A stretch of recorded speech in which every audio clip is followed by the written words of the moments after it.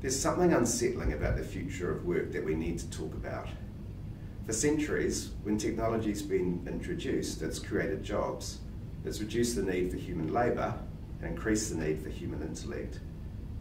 Jobs have been created not so much for using our hands, but for using our heads.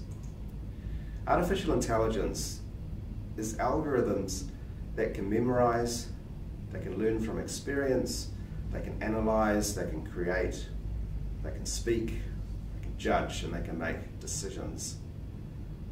So they directly replace the things that we do with our own experience and intellect. And more than that, AI is really easy to scale up.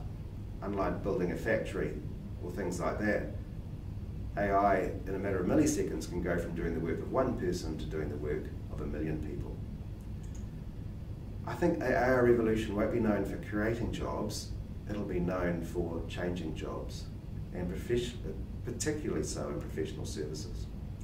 Here's some research from Brookings. They did the research by looking at particular roles and working out what parts of those roles could be done by artificial intelligence.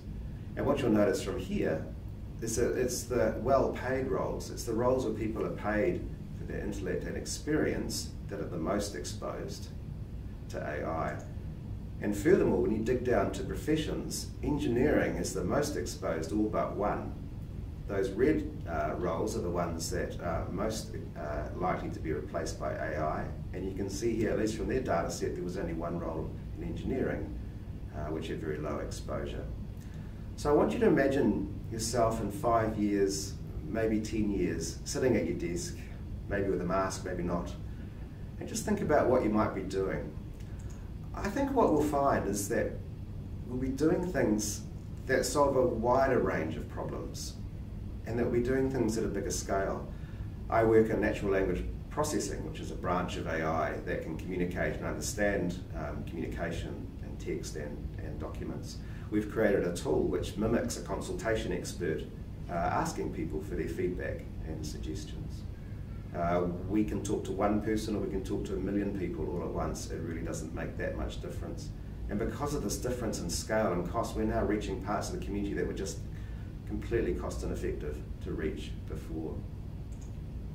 Certainly there'll be new types of experts that'll be created.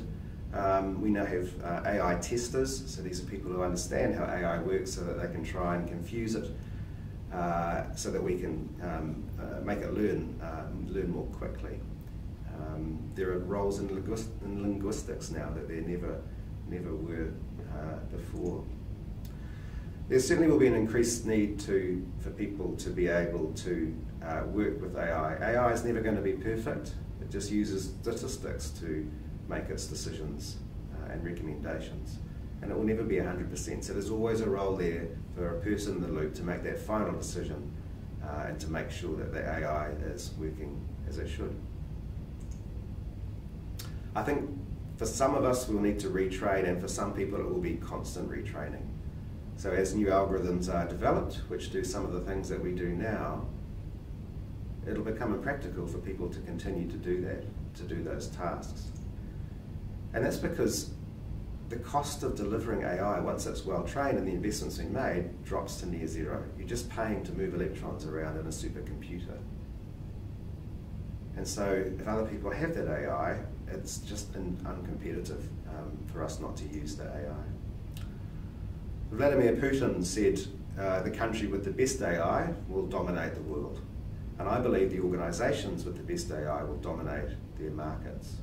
So it's important to be in the right organisation. So an organisation that's open to AI, looking for ways to use it, and particularly for leadership that rewards staff who develop and implement AI.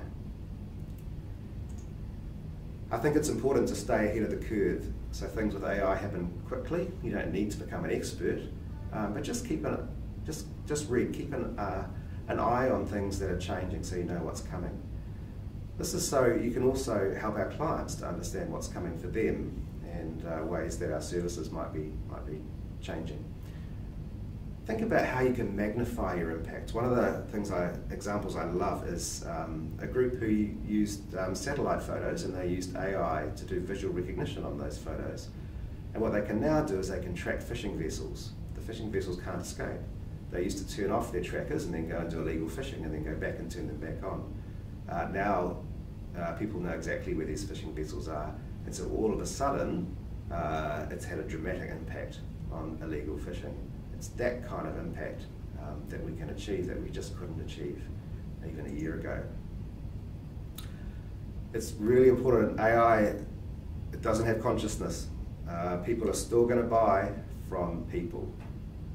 People they trust, people they know.